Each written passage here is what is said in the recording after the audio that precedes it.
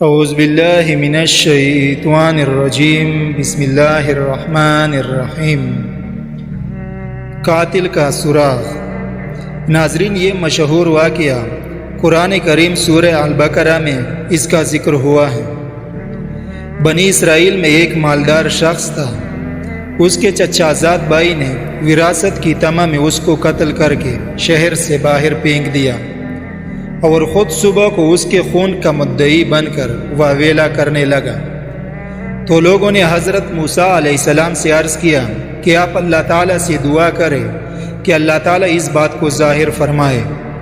تو اس پر اللہ تعالیٰ کا حکم یہ ہوا کہ ایک گائے ذبح کرو اور اس گائے کا ایک ٹکڑا اس مقتول کو مارو، تو مقتول زندہ ہو کر خود ہی بتا دے گا کہ اس کا قاتل کون ہے۔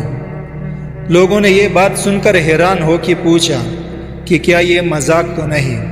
تو حضرت موسیٰ علیہ السلام نے فرمایا، معاذ اللہ، کیا میں کوئی ایسی فضول بات کروں گا؟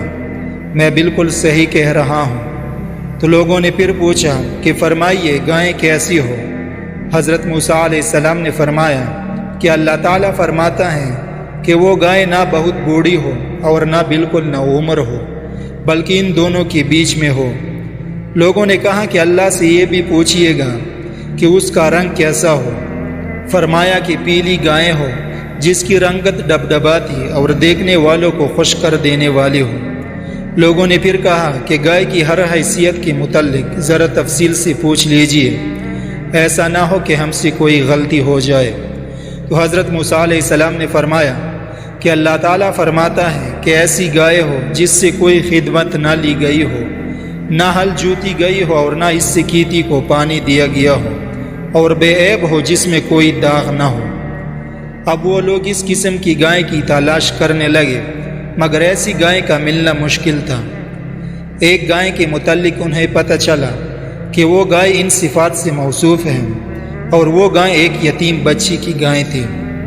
ناظرین، اس گائے کا قصہ یہ تھا کہ بنی اسرائیل میں ایک صالح آدمی تھا جس کا ایک چھوٹی عمر کا بچہ تھا، اور اس کے پاس ایک گائے کے بچے کے کچھ نہ رہا تھا۔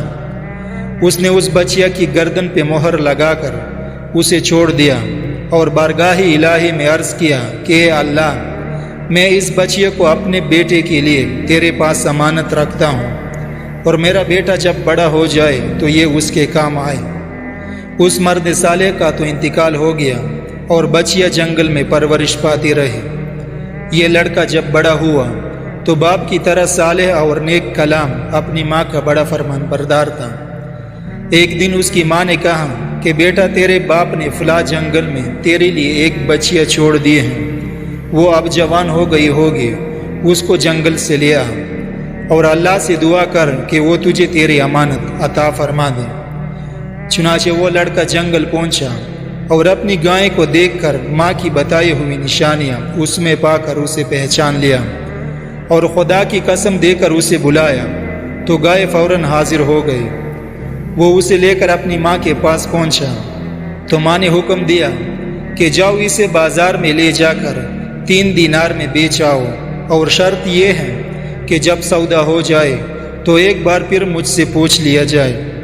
اس زمانے میں گائے کی قیمت 3 دینار تک ہی ہوتی تھی۔ چنانچہ وہ لڑکا گائے لے کر بازار پہنچا تو ایک فرشتہ خریدار کی شکل میں آیا اور اس گائے کی قیمت 6 دینار لگا دی، مگر اس شرط سے کہ لڑکا اپنی ماں سے اجازت لینے نہ جائے اور یہی کڑے کڑے خود ہی بیچ ڈالے۔ لیکن لڑکے نے نامنظور کیا اور کہا کہ ماں سے اجازت لیے بغیر ہرگز کوئی سودا نہ کروں گا۔ پھر گھر آ کر ماں کو سارا قصہ سنایا تو ماں نے 6 دینار پر گائے بیچ دینے کی اجازت تو دے دی، مگر دوبارہ بیچ ہو جانے کے بعد پھر اپنی مرضی دریافت کر لینے کی پابندی لگا دی۔ جب وہ لڑکا بازار میں آیا اور وہیں فرشتہ خریدار بن کے آیا تو اس بار اس فرشتے نے اس گائے کی قیمت 12 دینار لگا دی، مگر اس شرط پر کہ لڑکا ماں سے اجازت لینے نہ جائے۔ تو لڑکے نے یہ بات پھر نامنظور کر دی اور ماں سے آ کر سارا حال کہہ دیا۔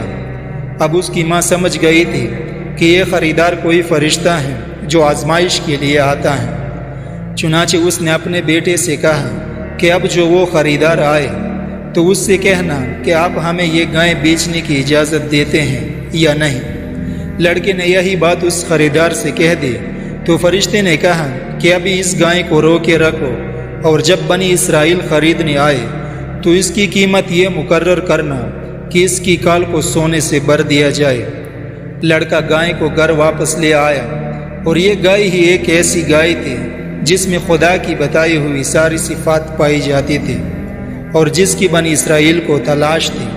چنانچہ بنی اسرائیل کو اس گائے کا پتہ چلا تو مکان پر پہنچے تو اس گائے کی یہی قیمت مقرر ہوئی کہ اس کی کال کو سونے سے بھر دیا جائے، اور حضرت موسیٰ علیہ السلام کی ضمانت پر وہ گائے بنی اسرائیل کے سپرد کر دی گئی، اور بنی اسرائیل نے اسے ذبح کر کے اس گوشت کا ایک ٹکڑا مقتول کی لاش پر مارا تو وہ زندہ ہو کر کہنے لگا کہ مجھے میرے چچا زاد بھائی نے قتل کیا ہے۔ چنانچہ قاتل کو بھی اقرار کرنا پڑ گیا اور وہ پکڑا گیا۔